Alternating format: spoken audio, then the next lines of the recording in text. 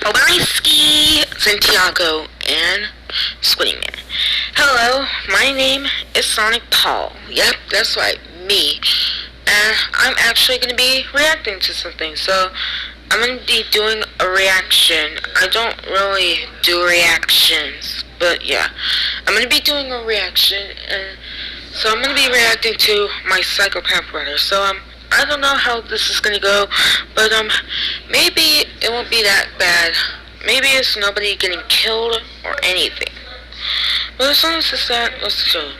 3, 2, 1, let's go! Hey, okay. My name is Delara, and I want to tell you how I got rid of my psychopath wow, must be brother. Really crazy. He tyrannized my family for years, but now he's gone.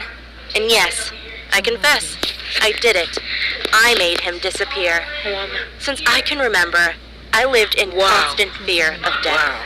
When my brother and I played together, he would always put plastic bags over my teddy bear, as if he was suffocating it. Okay. And then he would point at me and laugh, like I would be next. Cool. My parents knew he was an evil monster, which is why they never left me alone with him in the same room. He loved drawing himself eating and crucifying other people. To make things worse, most of the time, I was the victim. So of course I was scared. I knew my brother wanted to turn his fantasies into reality. But luckily, I had my parents and my dog Tobias protecting me. My brother had tried several times to break into my room at night, but Tobias always slept next to me. He was a very big dog. Unfortunately, that didn't save him from my brother. Oh my gosh. One day, my brother ran after me, and I started screaming for help. Tobias immediately to my rescue and jumped on my brother, threw him down and snarled at him. But psychopaths like my brother are incapable of feeling fear. That's why he just grinned back at Tobias and said, "Evil. You will regret this badly." I knew it was my responsibility to protect Tobias from my brother. I'm not going to kill no ponies, no My brother must have lured him outside, and then Tobias was gone. I told my parents that my brother got rid of Tobias, but they didn't quite believe me. They said maybe Tobias just ran away. You think the dog ran away? But the next day, when my parents and I came back from grocery shopping, my brother was in the kitchen cooking. He had never cooked before, and for some reason, he was staring at me with his usual evil grin. Then he pulled out a big haunch and bit into it. Did he staring eat at me? Tobias? I think he did eat Tobias. It took me a few seconds to realize that he was eating the leg of Tobias. In that moment, something switched inside me. I knew only one of us would survive. I'm never gonna kill no I was ready to die. I'm gonna love them. I first told my parents what was going on. After this reaction, But when they took I'm gonna a go closer talk to look at the haunch, and see they said it wasn't Tobias. But I knew they were lying to make me feel comfortable. Because a few minutes later, my brother told me what he'd done to Tobias, how he had cooked him, and that he tasted like high-quality beef. Tobias wasn't just a dog for me. He was my best friend, and no one eats my best friend without equal retribution. My parents were scared of my brother, but I wasn't anymore. You got back. I knew if I didn't take action, I would end up like Tobias. You're gonna end up just to like protect myself. Tobias. My dad gave me pepper spray. You do not Told want me to to end use up it like against my brother Tobias. if he threatened me. He said the pepper spray was strong enough to keep off bears, so it would easily knock out my brother. But I had no interest in defending myself. All right, you're a I fighter didn't want to now. live in fear anymore. So the next morning, I opened my brother's door and threw a heavy book at him and screamed, "You murderer!" He immediately got up and ran after me. I ran out of our house, directly into the forest. My brother ran after me, but I had two advantages.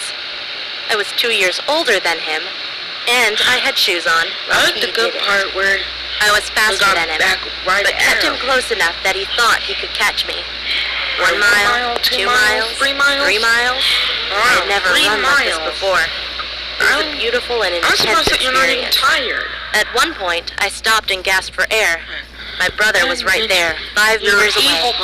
I could see in his face that he had waited for this moment all his life. But so did I. I pulled my dad's pepper spray out, ready to use it against my brother, and to end this once and for all. My brother started running away from me, but I was faster than him, and about to catch up when I fell and he escaped. Now I was truly petrified. I wasn't sure what my brother would do next. So I ran to my parents and told them about my brother and how he had run after me in the forest. They knew I was telling the truth and decided my brother was too dangerous to continue to live with us. That's why they tried to put him into a special facility for violent and dangerous teenagers.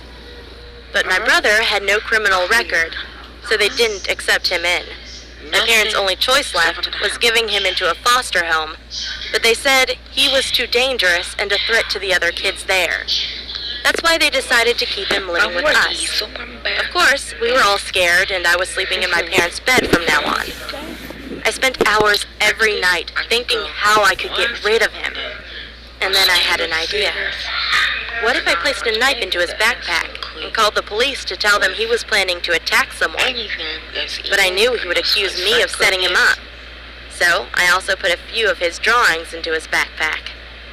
Then, during school, I called the police and told them my brother had told me he wanted to go psycho on his classmates.